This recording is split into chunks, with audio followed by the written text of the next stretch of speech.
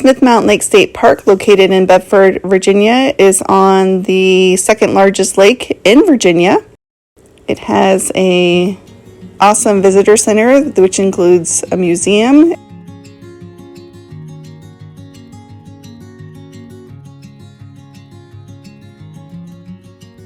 and souvenirs and shopping.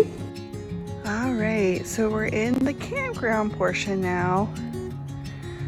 I'm just going to show you some of these sites. So my first impressions are the sites are kind of small. These look like the electric water sites. You can kind of see that there's not a ton of privacy between the sites, and the pads, the sites themselves, like I said, were pretty small. But let's take a look, and we'll see what we can see.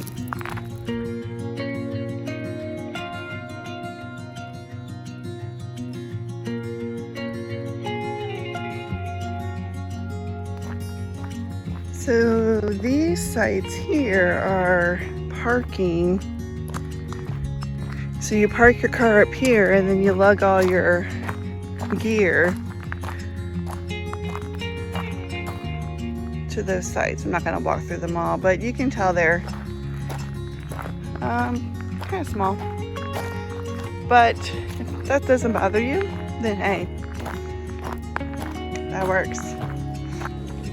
The campground hosts 26 tent sites and 24 RV camper sites. Now it does look like these offer a little bit more privacy, but just a little.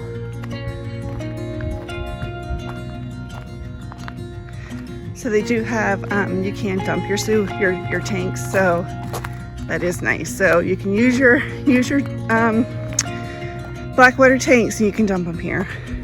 And then up ahead is the bunkhouse. I think it sleeps 12. No heating or AC or anything like that. No bathrooms. Just the bunk beds.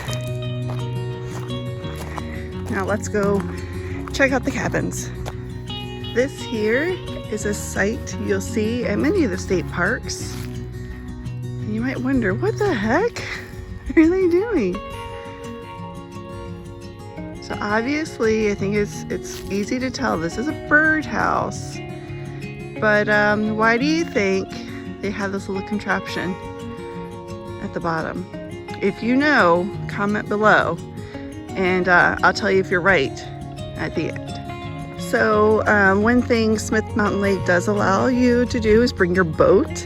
But if you're staying in the cabins or in the tent sites, you can't put your boat on them. Or you can't do your trailer. So they do have a overflow parking area to park your trailer on, your boat on. So just kind of keep that in mind. And now let's take a look at the cabins.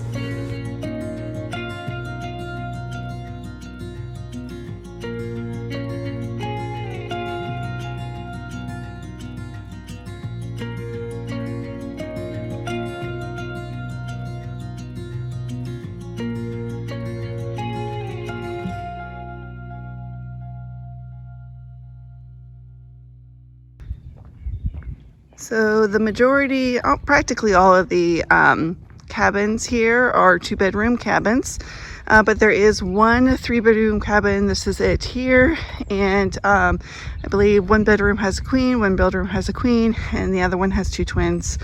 So it's a little bit bigger. There is a pull-out sofa as well. The other cabins typically also hold, the 2 bedrooms are 1 queen and 2 singles and a pull-out sofa. It's a little bit tighter. But it can sleep 6. This one can sleep 8, I believe. 2, 4, 6, 8. Yep, so 8.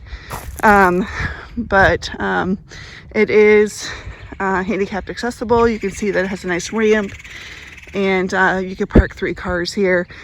The other ones you can park 2, but the parking situation is a little bit tighter. So if you have bigger vehicles, it might be a little bit more difficult to park.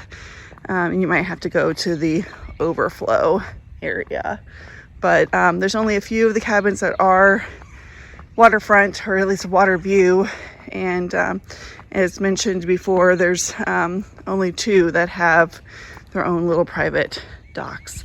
There is a communal small little dock available, and I'll show you that too. But yeah, they all have all the cabins have, you know, fire pit, picnic tables, chairs out front on your private porch.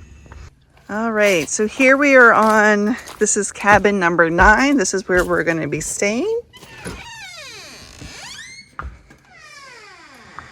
All right, so here's a little kitchen area. It's got a microwave, refrigerator, stove.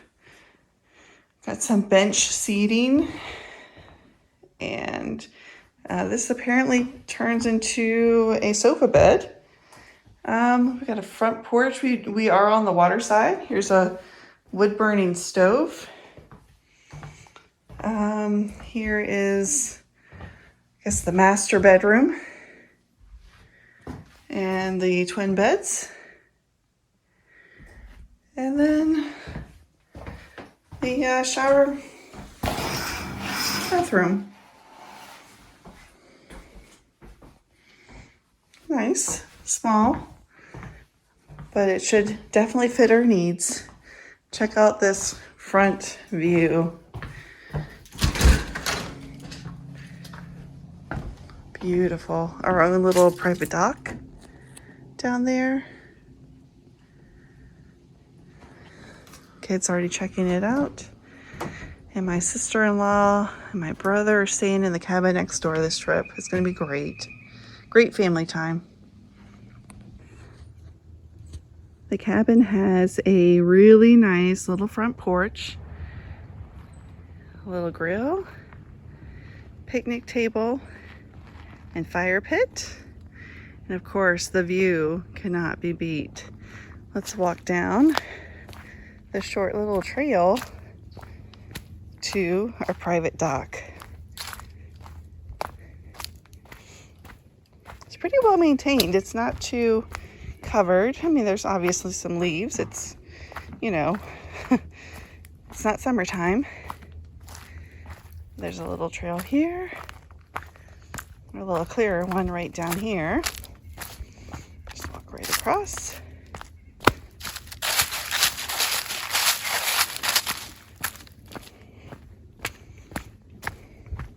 Check out that view though. It's gorgeous.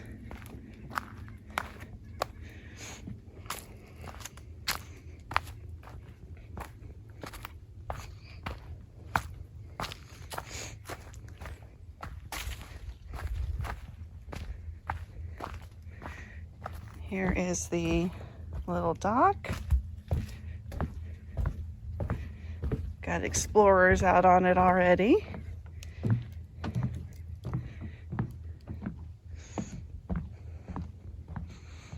Look at that. So the cabins do come with their own boat slip.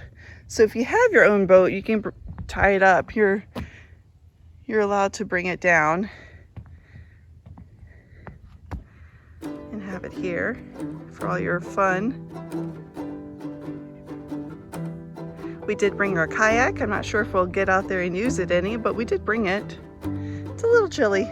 It's warm. It's nice. The weather outside is actually really nice for, you know, winter.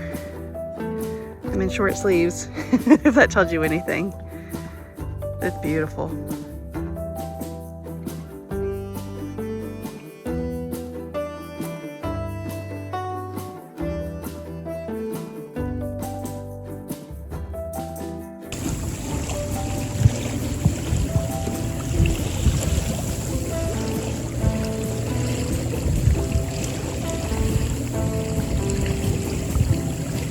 Let's take a look at some of the other amenities. Campfire amphitheater.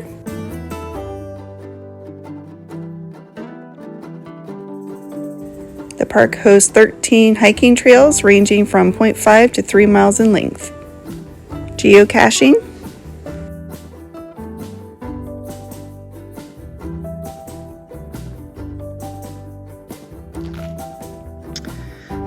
is the amphitheater area. It is actually available for reservations.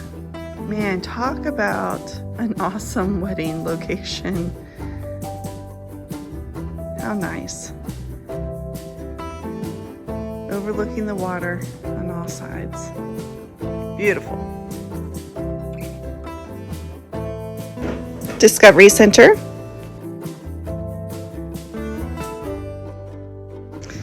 So here is the beach parking area. Obviously you can tell there's lots of parking spaces available. And then way up ahead is the beach itself. Again, this is the second largest lake in Virginia.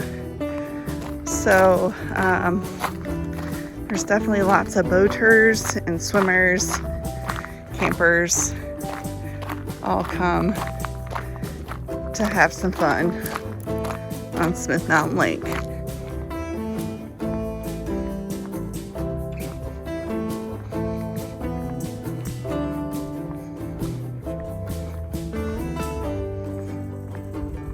There is a fee for the beach and swim passes. They have concession stands usually as well. Nice little seating areas, of course. Here's your snacks, snack bar. And then here, oh look, they usually have a net for beach volleyball, it looks like. And right now it looks like they're doing some beach maintenance. They've got some good sand dunes going on. And this side is lifeguard. They do have lifeguards. That's kind of nice too, if that appeals to you. And we do have boat rentals available. But it's a nice little beach area. I'm not going to go down that way. I don't know what the bottom's like. This is definitely a sand beach. But, you know, sometimes with lakes it can kind of be a little mucky. I haven't set foot in it, so not quite sure. But nice little area. Nice little area for sure. Beautiful. Close to the beach area, they actually have a little picnic area that you can reserve. It's right there. But also around it, it's a neat little spot, especially when it's hot. There are some little miniature picnic areas that you do not need to reserve. You can come and cook up a lunch for you and your family right by the lake. It also is a quick access. Here's a little short little jaunt to a nearby playground for the kiddos. So the park has this is one of two playgrounds that the park has. It is close to the swimming area and the picnic area. And you can see it's got the typical slides, little righty thingies. It does have some swings to it as well. And again, beautiful area. All right, and here's a peek at that boat ramp area. It not only has a large parking area, as you can see, but it actually has a, I believe it's 199 foot or 119 foot fishing pier too, that you can use as well. So pretty slick. The park does host a number of fishing tournaments throughout the year. So if that is something you're interested in, make sure you keep an eye on that.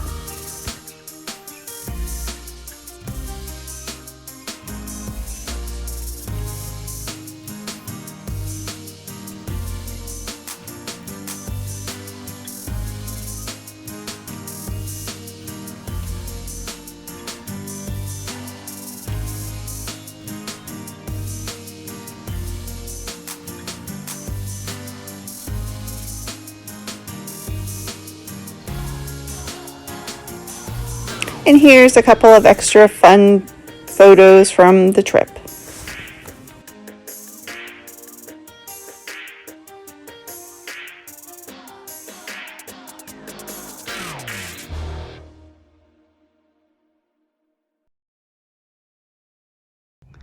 All right, so I asked about what this little contraption's for at the bottom of the birdhouse. Well, it is to help protect those little birds and their little eggs after they lay them from predators. So snakes can't get over under them well. Like you can actually see there's like mesh on the inside. They have them well protected. So yeah, it's so the bird population, perhaps this could be a bluebird house, but the bird population can continue to grow, and the snakes can't enjoy a meal. They have other ways to get their food. But yep, so if you said it's to protect those birdie eggs, you're right.